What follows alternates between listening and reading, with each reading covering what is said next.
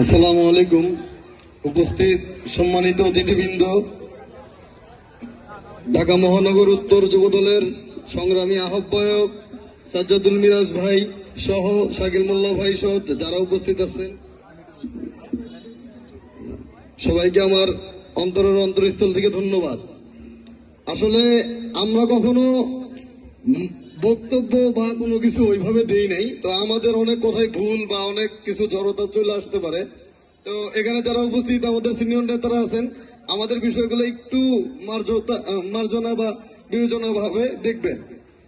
তা আসলে বিষয়টা হচ্ছে যে আমাদের যে রাজনীতি বা আমরা যে এতদিন যাবৎ 13 নং ওয়ার্ড পলিটিক্সটা করে আসছি, আমরা দীর্ঘদিন আন্দোলন সংগ্রামে যেভাবে আমরা রাজপথে ছিলাম, আর আজকের যে প্রেক্ষাপট বিভিন্ন পুরোটাই আলাদা।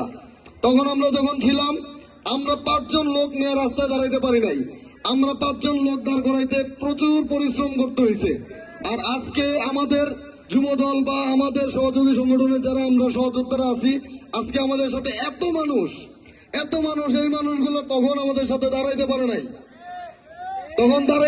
বা দাঁড় করায় নাই। আমাদের মধ্যে আমি বুঝাইতে চাইতেছি, আমাদের এখানে অনেক লোক আছে যারা আওয়ামী লীগ ঘেঁষা ছিল। আল্লাহর হস্তে তারা এখন আওয়ামী ঘেঁষা যারা ছিল তাদেরকে দূরে রাখেন, তাদেরকে নিয়ে আমাদের সাথে আসেন না, তাহলে আমরা অপমানিত হই, আমরা কষ্ট পাই। আমাদের এই শ্রম, আমাদের এই ঘাম নষ্ট হয়ে যাইতেছে।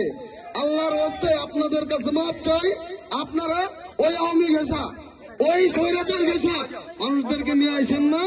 আর মহানগর নেতৃবৃন্দদের কাছে আমার আকুল আবেদন যে বিগত 13 বছর আগে আমাদের এই মিরপুর থানায় যে কয়টা ওয়ার্ড আছে, 4টা ওয়ার্ডের নেতৃবৃন্দের পরিচয় ছিল।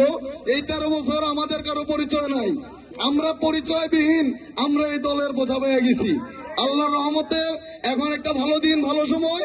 আপনারা যদি সম্ভব হয়, আমরা আপনাদের কাছে আবেদন করব, আপনারা আমাদের পরিচয়টা নিশ্চিত করে দেওয়া যান। আমরা এখন পরিচয় চাই। আমাদেরকে আওয়ামী ঘেঁষা যারা আছে তারা এখন আমাদেরকে আমাদের কোনো পরিচয় নাই, তারা আমাদেরকে ছোট করে দেখে।